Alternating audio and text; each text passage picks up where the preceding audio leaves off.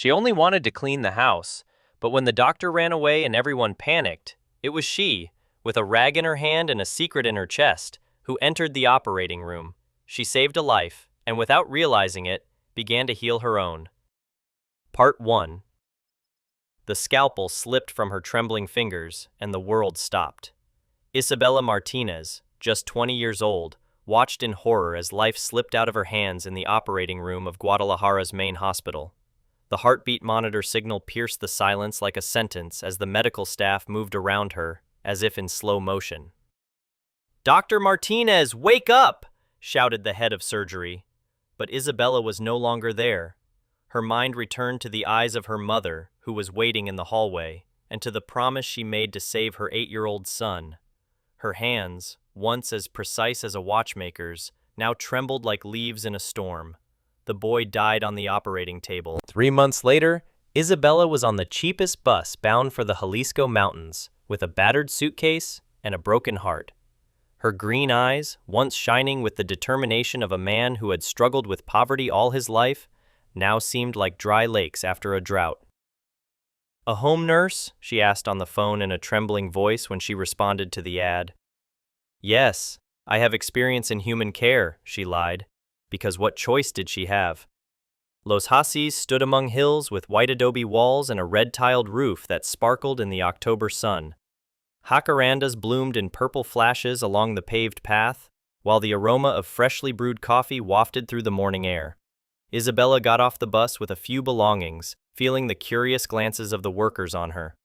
Her light brown hair was tied up in a simple ponytail, her face without makeup, and her modest clothes all spoke of who she was now, a young woman, lost, seeking refuge. "You must be the new nurse," said an elderly woman with a stern face and an immaculate apron. "I am Doña Carmen, the housekeeper. Senor Diego is waiting for you." Isabella followed the woman through corridors decorated with colonial paintings and dark wooden furniture that screamed for nobility and money. Her cheap shoes rattled on the marble, a constant reminder that she did not belong in this world. "Senor Diego Herrera is very demanding," Doña Carmen warned on the way. "He does not tolerate mistakes, tardiness, and familiarity. He is recovering from heart surgery, but his character, well, you will see for yourself." They stopped in front of a carved wooden door. Doña Carmen knocked softly, and a hoarse voice from within answered, "Come in." Isabella walked in and felt the air thicken. In front of her, lying in a four-poster bed, was the most imposing man she had ever seen. Diego Herrera was 30 years old, but his blue eyes, like the winter sky, carried the weight of many decades. His black hair was slicked back perfectly, and while the hospital gown should have made him vulnerable, he exuded such power that Isabella instinctively lowered her gaze. "Are you a nurse?" he asked, examining her from head to toe with an expression bordering on contempt. "You look too young." "I'm 20 years old, Senor Herrera," Isabella replied, keeping her voice firm, despite the fact that her heart was beating like a drum of war. "But I have experience in medical care." Diego raised an eyebrow, clearly skeptical. "My medication schedule is error-free. Food must be accurate. I don't like unnecessary noise, meaningless conversations, and that my things are touched without permission. Do you understand?" "I see," Isabella replied, finally looking up. For a moment, their eyes met. Diego felt something strange in his chest, as if he recognized something familiar in her green eyes. But this moment passed so quickly that he chalked it up to the effect of the drugs. "Doña Carmen will explain to you your duties," he said coldly. "You can go." Isabella bowed slightly and left the room, feeling her legs tremble. She didn't know if it was from nerves or from a strange feeling that she had just met someone who would change her life forever. The first days were a silent hell. Isabella got up before dawn to prepare medicine for Diego. She organized his diet in strict accordance with the instructions of the nutritionist and remained in the shadows, like a useful ghost. He barely looked at her, gave dry orders, and treated her as if she were invisible. but Isabella watched. She saw Diego clenching his fists, thinking no one was watching, struggling with pain he didn't want to admit. She noticed how his gaze was lost outside the window in the evenings, as if he were looking for something long lost. She saw him reject his family's visits, building walls higher than those of his own homestead. One night, as Isabella was laying out the medicine on the bedside table, she heard a muffled moan. Diego tossed and turned in his sleep, covered in a cold sweat, muttering incomprehensible words. Without hesitation, Isabella walked over and gently placed her hand on his forehead. "Shh, it's just a dream," she whispered, in the same voice she had used to soothe patients in the hospital. Diego woke up frightened, meeting the green eyes of Isabella, who was bending over him. He was silent for a moment, just staring at her with an expression she couldn't decipher. "What are you doing?" he finally asked, but his voice didn't have the usual harshness. "You've had a nightmare," Isabella replied, removing her hand. "Sorry, I shouldn't." "Don't touch me without permission," Diego interrupted her, but there was something in his tone that said he wasn't really angry. Isabella nodded and walked away, but she couldn't help but wonder, what kind of demons haunt Diego Herrera in his dreams? The next morning she found Diego sitting on the terrace watching the sunrise over the mountains. Isabella brought him his morning tea, and instead of leaving immediately, remained standing a few meters away. "Do you need anything else, Señor Herrera?" she asked gently. Diego looked over his shoulder, surprised by the question. Usually she would leave everything, and leave without saying a word. "Why did you choose this job?" he asked suddenly. "A girl like you could find something better than courting an old grumpy." Isabella's throat caught in her throat. How to explain that she ran away from her own life, that every day she struggles with guilt for not being able to save an innocent child? "Sometimes," she finally said, "caring for others is the only way to take care of yourself." Diego silently considered her words. There was a deep sadness in the way she said it, which resonated with his own. "Do you have a family?" he asked, not knowing why he cared. "I have," Isabella replied. "My mother died when I was 17. Cancer. It was very hard. And what about the father? I never knew him. My mother raised me alone, working in houses like this one, to give me an education." Isabella smiled sadly. She always said that I had the hands of an angel, that I could heal any pain. Diego felt something strange in his chest again. This girl carried a story, the scars hidden behind her kind gaze. "And what brings you here?" he insisted. Isabella fell silent for a moment, holding back her tears. "I made a mistake," she whispered. "A mistake that cost me everything I loved." Before Diego could ask another question, Isabella excused herself and quickly left, leaving him with even more questions than before. That night, Diego could not sleep. Isabella's words echoed in his head. Caring for others is the only way to take care of yourself. Who took care of the nurse? Who healed the healer? The next day, Diego looked at Isabella in a new way. He noticed how her hands trembled slightly as she prepared the medicine, how she avoided his gaze when he caught her watching him, how she bit her lower lip when she was nervous. He also noticed something else, the precision with which she organized his medications, the way she assessed his health at a glance, the way her eyes lit up when he showed signs of improvement. "Have you studied medicine?" he once asked unannounced. Isabella tensed, almost dropping the glass of water she was carrying in her hands. "Why? Why do you ask this?" "Because of the way you look at me," Diego replied. "Not as a nurse, but as someone who knows exactly what they're looking at." Isabella felt the world crumbling around her. Her secret, the one she had so carefully hidden, threatened to break out. "I took several courses," she lied. "I wanted to become a professional nurse, but I couldn't finish my studies." Diego looked at her scrutinizingly, feeling that there was something more behind those words. But before he could press, a familiar voice interrupted the moment. "Diego, my dear!" A spectacular woman burst onto the terrace like a hurricane of expensive perfume and high heels. Valentina Sanchez, 32, with hair as black as night and eyes the color of honey, approached Diego with open arms. "Valentina," Diego said, clearly embarrassing. "I didn't expect to see you. How could I not come to take care of you after the operation?" purred Valentina, casting a contemptuous glance at Isabella. I see you've hired a domestic servant. Isabella felt the blow as a slap in the face. Valentina immediately classified her as inferior, invisible, insignificant. Isabella is my caregiver, Diego said, not knowing why he felt the need to protect her. Nurse? Valentina laughed with disdain. Darling, this girl hardly looks of age. Are you sure she knows what she's doing? Isabella felt the ground slip from under her feet. Valentina's words instantly transported her back to that operating room, to the screams of the head of surgery, to the annihilated look of a mother who had lost her son. With your permission, Isabella whispered, and ran out into her tiny room in the service wing. She locked herself in the bathroom and collapsed on the cold tiled floor, sobbing silently. Memories covered her with an avalanche. Medical university, where she was first in her class. Sleepless nights in study for the sake of scholarships. The promise she made to her dying mother to become a doctor. Everything collapsed that day. In that operation, the boy had a congenital heart pathology, which was not detected in time. It wasn't her fault, but she was the lead surgeon.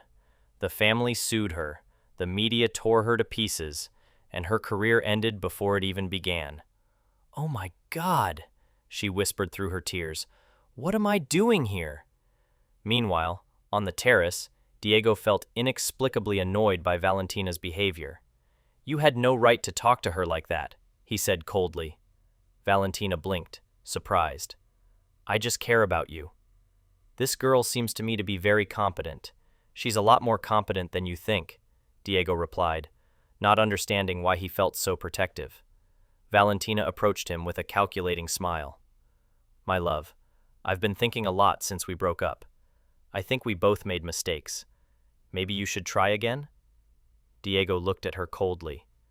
Valentina left him 6 months ago when his company was going through a financial crisis. Obviously, a millionaire guy with problems was not part of her plans. And now, when everything was fine, she came back as if nothing had happened. "No, Valentina, we will not try anything." "Is it because of this girl?" asked Valentina with a venomous smile. "Diego, please, you know she's not from your circle." Diego felt blind rage. He didn't know why, but the thought of Valentina despising Isabella angered him more than anything else. "Go away," he said in a voice that sounded dangerous. Valentina was stunned, but she knew Diego well enough to know that if he spoke in that tone, there could be no argument. "It won't end like this," she whispered before leaving. Diego was left alone on the terrace, feeling a strange emptiness. His thoughts inevitably turned to Isabella. He wondered if she was okay, if Valentina's words had hurt her. Without hesitation, he got up and headed for the service wing. He had never been there before, but something pushed him to look for her. He found the door of her room and knocked softly. "Isabella, are you okay? Isabella, please, I know you're there." At last the door opened. Isabella stood with reddened eyes. She was clearly crying. "Do you need anything, Señor Herrera?" she asked in a hoarse voice. Diego felt a sharp pain when he saw her in this state. "I wanted to apologize for Valentina. She had no right to talk to you like that." "Don't worry," Isabella muttered. "She's right. I'm just a housekeeper." "No," Diego said firmly. "You're not just nothing. You." He fell silent, not knowing how to finish this sentence. Who is she for him? Why is she so indifferent to him? "I'm a loser," Isabella whispered. "A man who could not keep his promises." "What promises?"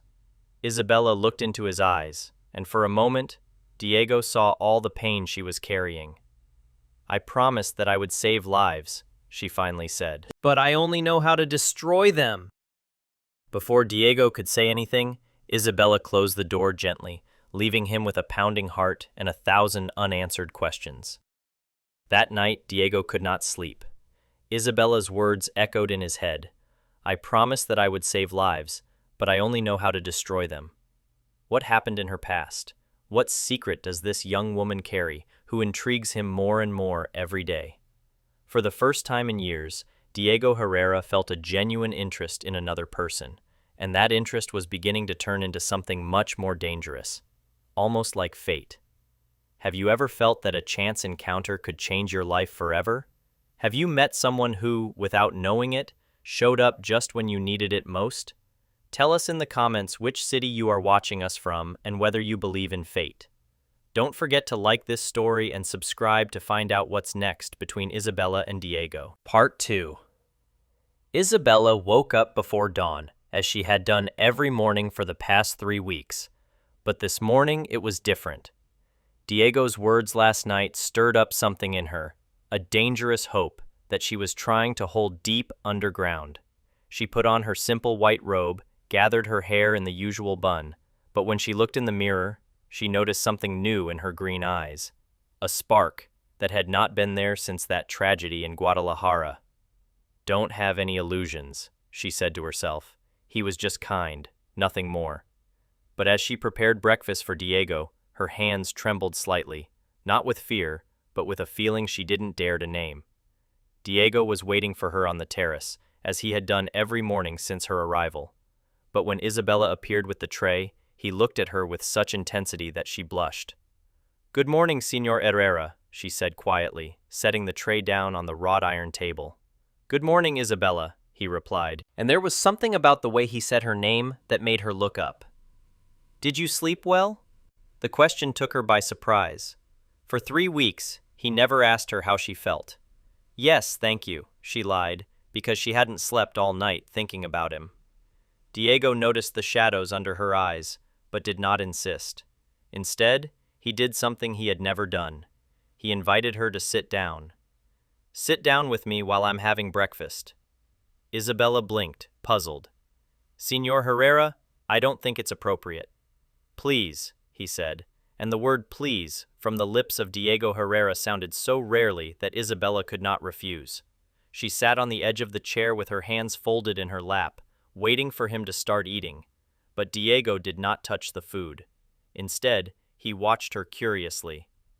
"How old were you when your mother died?" he asked softly. Isabella tensed. It was always hard to talk about his mother. 17, she answered. "It was just before I went to university." "University?" Diego raised an eyebrow. "I thought you said you couldn't finish your studies."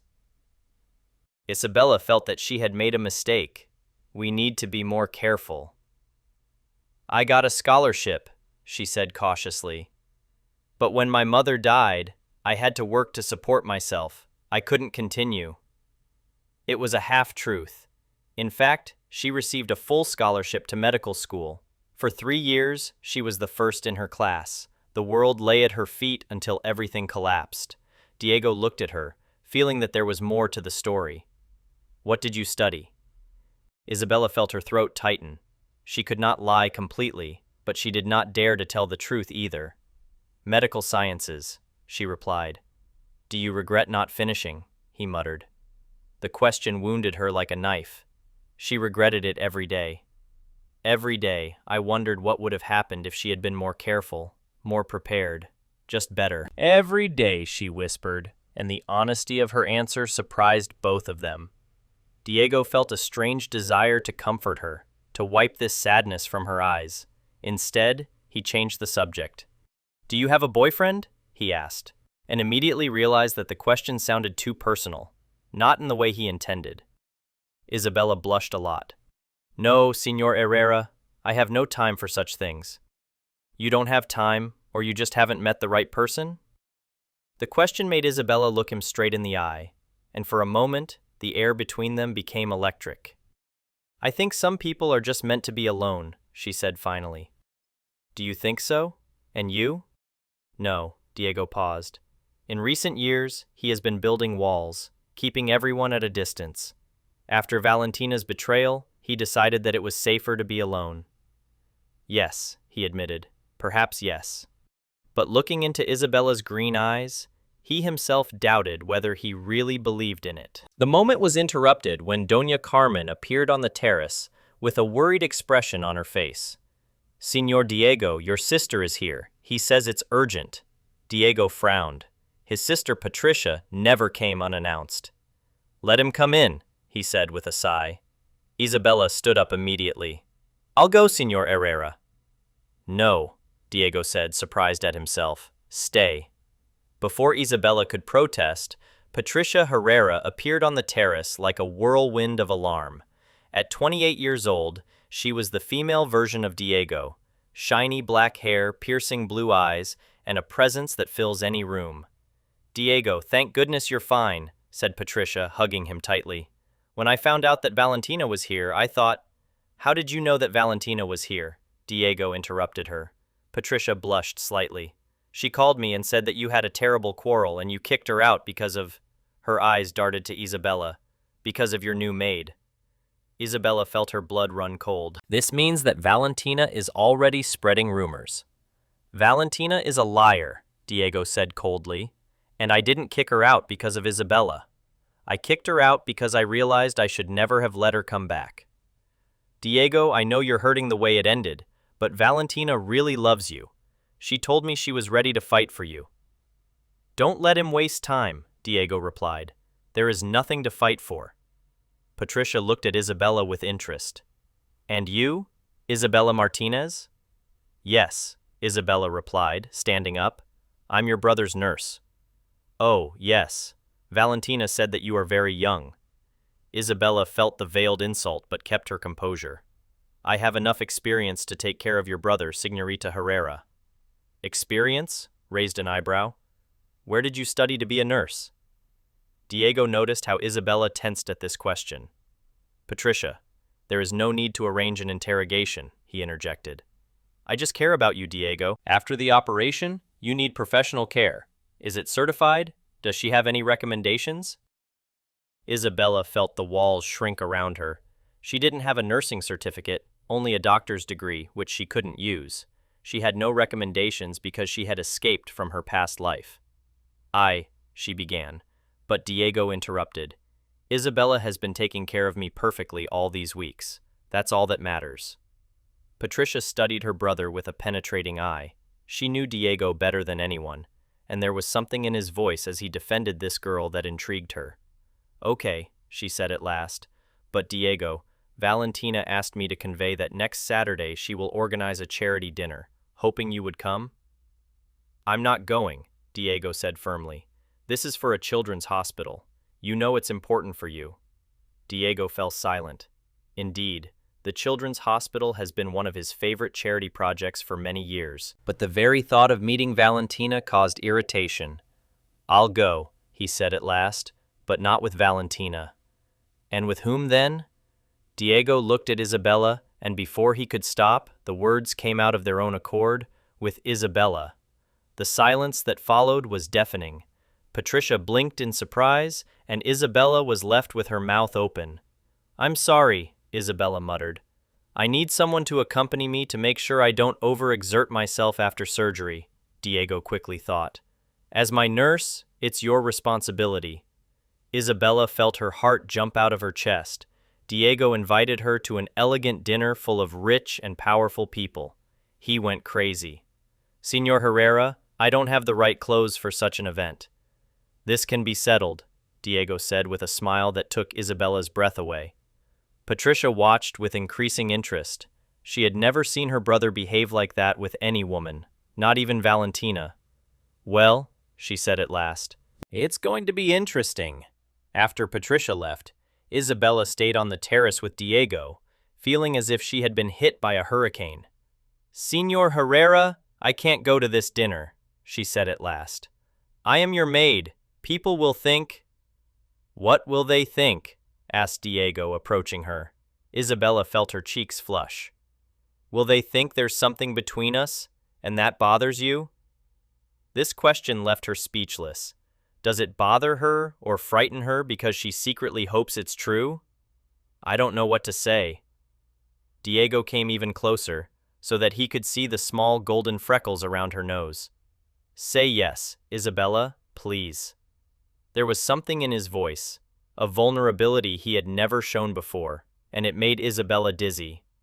Okay, she whispered, but I don't know how to behave in such places. Just be yourself, Diego said, and for the first time in weeks, he really smiled. That's all you need to know. The following days flew by as if in a dream. Diego insisted that Isabella go to the city and buy a suitable dress for dinner, and although she objected because of the costs, he did not accept the refusal. Isabella felt completely out of place in the elegant boutiques of Guadalajara. The saleswomen looked at her with contempt until she mentioned Diego Herrera's name, when they magically turned into her best friends. Eventually, she found a dress that made her feel like an improved version of herself, a midnight sky-colored dress that accentuates her green eyes and fits perfectly on her slender figure. It was elegant, but not flashy, sophisticated, but not pretentious. When she returned to the manor, Diego was waiting for her in the main living room. "How did it go?" he asked, and there was something in his voice that told him that he really cared about her answer.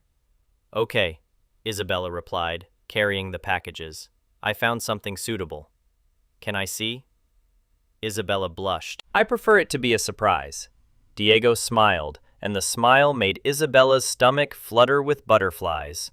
"Okay, but I promise you'll be very beautiful." "How can you be so sure if you haven't even seen it?" Diego looked her straight in the eyes.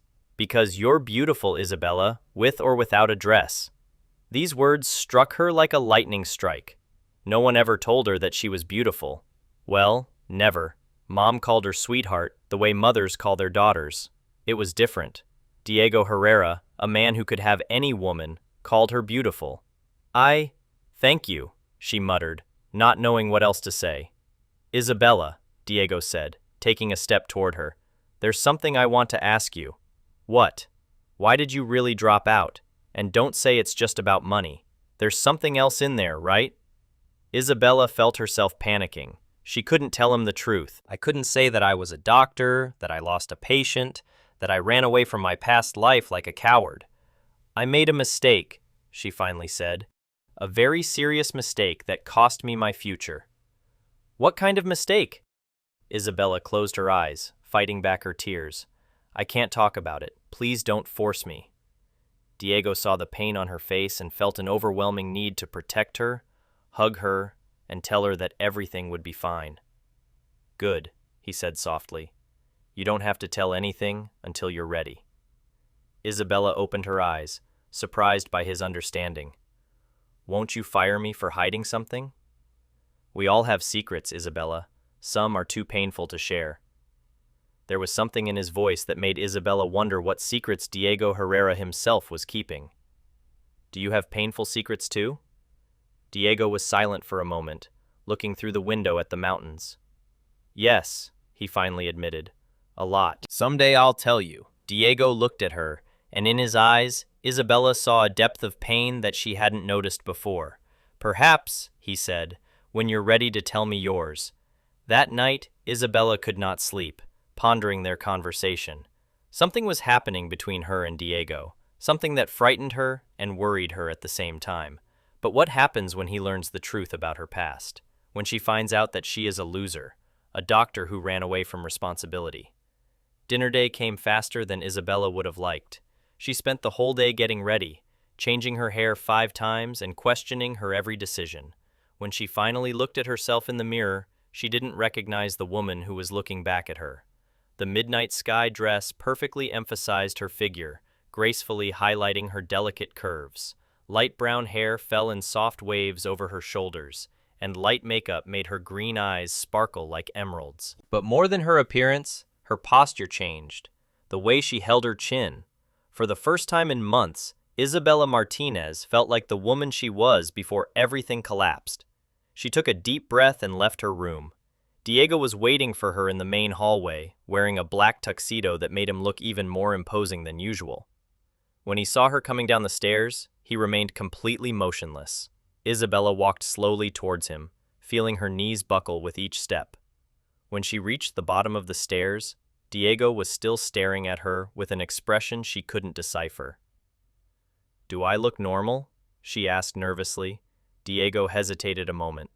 In fact, he resisted the urge to tell her that she was not just good, but amazing, that he had never seen anything more beautiful in his life. "You're perfect," he said at last, his voice hoarse. Isabella smiled, and that smile hit Diego right in the heart. "Ready to go?" he asked, offering her his hand. Isabella took his arm, feeling the strength of his muscles under the fabric of her tuxedo, and nodded. Ready. The car ride passed in a strange silence. Isabella stared out the window, nervous about the upcoming evening, and Diego struggled with thoughts he shouldn't have allowed about his maid, because that's what she was. Faithfully. His maidservant, not the amazing woman who lived under his roof and cared for him with a kindness he didn't deserve. Isabella, he said at last, there's something you should know about tonight. Valentine will try to make you feel uncomfortable.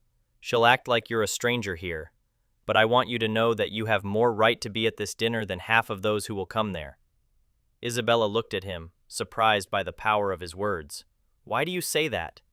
Because you're real, Isabella. In a world full of fake people, you're real, and it's worth more than all the money in the world. Diego's words filled her with a warmth she hadn't felt in a long time. But at the same time, they frightened her. It began to matter to her what he thought of her, and that was dangerous. What if I do something wrong? Will I say something inappropriate? Diego took her hand and squeezed it gently. You're not going to do anything wrong, trust me.